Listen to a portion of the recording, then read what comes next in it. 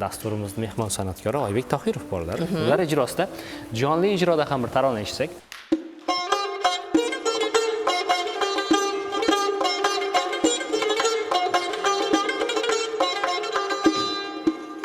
Her kitaba kimle bilalin hadisin yazılar.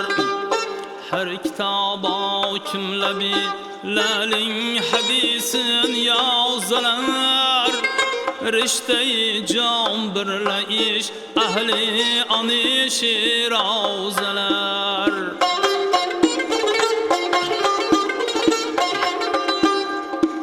Bu nasırdır sır işkin demeden bir kimseye. Bu nasırdır sır işkin demeden bir kimseye. Şehre düşmüş ben seni sevdim diye avazlar. Şehre düşmüş ben seni sevdim diye avazlar.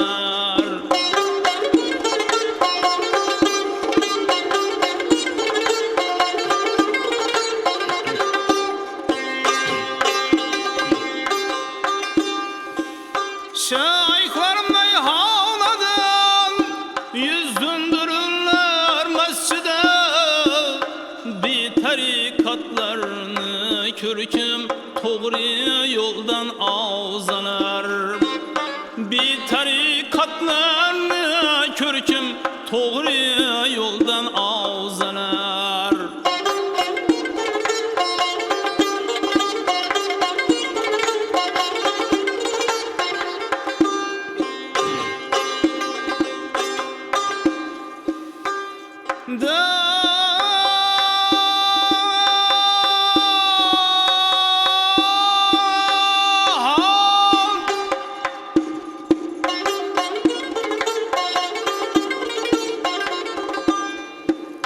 Çaklar köksümde sanma kim açıptır diliş. Könlümün şerine mirin kirmeke dervazalar.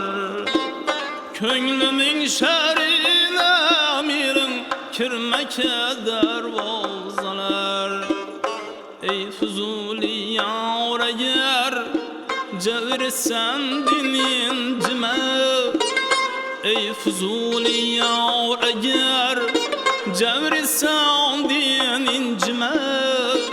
Yar cevri aşkı her dem muhabbet tavzalar.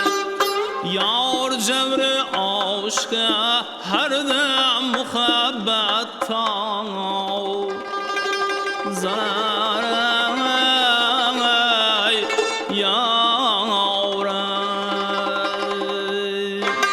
Katta rahmat.